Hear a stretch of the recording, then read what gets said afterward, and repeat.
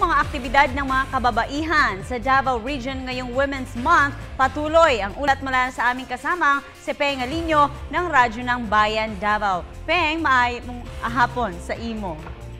Maayong hapon, usab, Princess, upang maging makabuluhan ng isang buwang Women's Month ngayong Marso, ay iba't ibang mga aktibidad ng kababaihang Pilipino ang nagaganap sa Region 11. Ayon kay Dex Duron, tagapagsalita ng Department of Social Welfare and Development o DSWD 11, nakabilang sa mga aktibidad ng Women's Summit ay pinangunahan naman ito ng Integrated Gender and Development Division o IGDD, Local Government Unit o LGU ng Davao City na may temang madasigong paglihok alang sa kauswagan o kaangayan. Ganon din ang nagaganap na maagang paglalakad ng mga kababaihan kay ng umaga na nagsimula sa People's Park at natapos din doon ang isang programa sa iba't ibang sektor ng pamahalang nasyonal at lokal at pribadong sektor.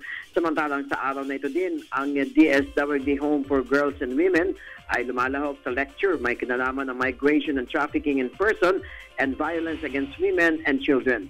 Ang DSWD 11 naman, anya at ang Home for the Girls and Women ay nagkabit ng mga posters at nag-anunsyo sa kanilang mga katrabaho. Ganon din sa mga local social welfare officers sa buong Region 11 sa kanilang mga aktibidad.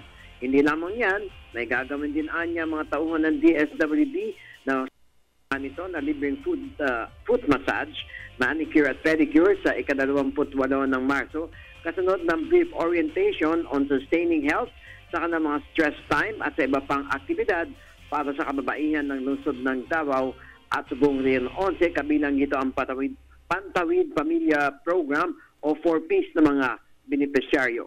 Ang Philippine Commission on Women of PCW ang siyang nanguna sa pag-obserba ng Women's Month na may tema Juana, tatag mo ay tatag natin sa pagbangon at pagsulong.